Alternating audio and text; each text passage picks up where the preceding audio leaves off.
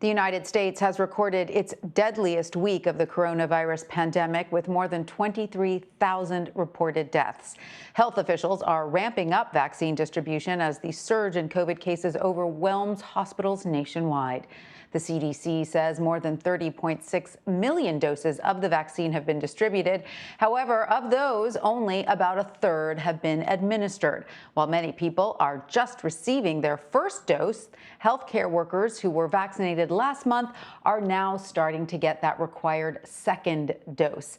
One of those frontline workers includes Connecticut pediatrician Dr. Maddox, who just received his second shot on Wednesday. And he joins us now to talk more about the coronavirus vaccine. Dr. Maddox, welcome. It's great to have you with us. It's exciting to see that we're getting to this phase. My parents both just received their first dose last night, which is exciting. You've received your second. What kind of side effects have you experienced, if any? First, it's great to be here. Thanks for having me. First time, I did not experience any side effects whatsoever. But I have to be honest, the second time I had some body aches, fatigue, and just felt a little bit out of it. And that probably lasted about 12 hours. So I got the shot Wednesday afternoon. I didn't start feeling side effects till yesterday morning, but by bedtime, I was back to myself. And today I feel totally great, and I actually feel elated that I'm vaccinated at this point. I don't blame you. I'm jealous of that feeling. It's important, though, to get out this information about the expected side effects, because there are still lots of people out there who do have reservations about getting the COVID vaccine, whether out of fear or perhaps they don't think they need it. So, with all the information and misinformation on the internet, it's creating some distrust, not just in brown and black communities, which has been, documented, and there are some legitimate reasons for that distrust, but across the board. Can you talk about that, and how can we get around this distrust? Well, I think being a pediatrician, especially in the fact that we deal with misinformation about vaccines on a daily basis, the best thing you can do is you have to listen to your patients, hear their concerns, and you have to present them alternative information in a way that can reach them at the level that they're at.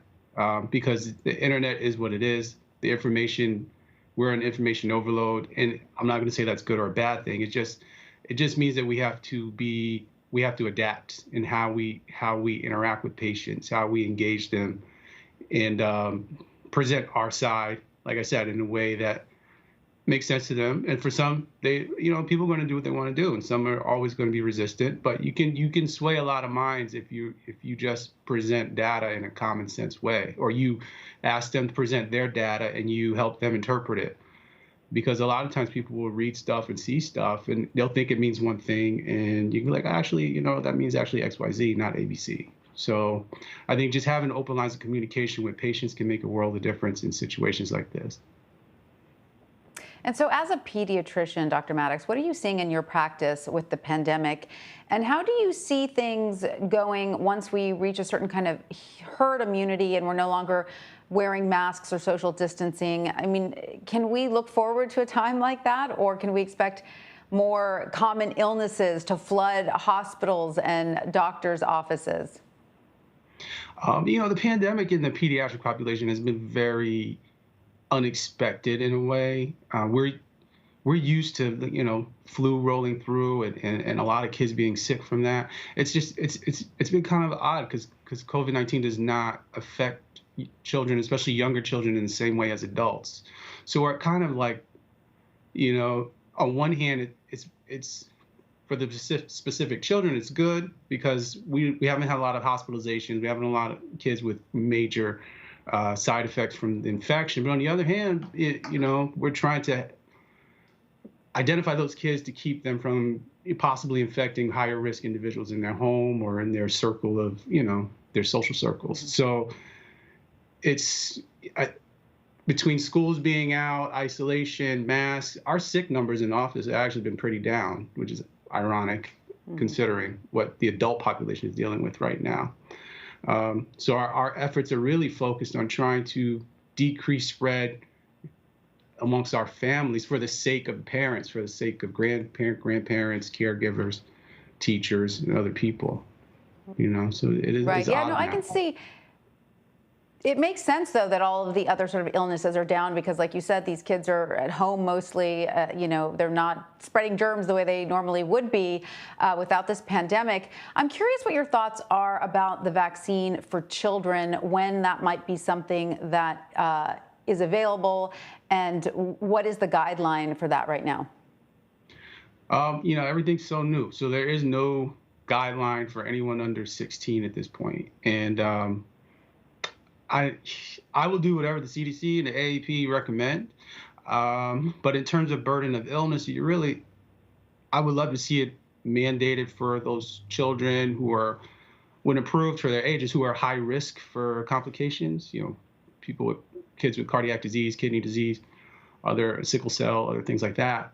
But my guess, and this is my guess, would be that once everything's fully rolled out, I don't foresee it being mandated for infants or anything like that, just because the COVID-19 is not, it's not like the flu in that respect. For, influenza in a 6-month-old can be a very severe illness, but we've had plenty of infants with it unless we find out long-term effects are worse than what we're seeing. It's just, they're not that sick. So I think getting the adult populations, getting the young adult populations and the older teen populations covered will do the most to spread, to decrease the morbidity and mortality of this illness.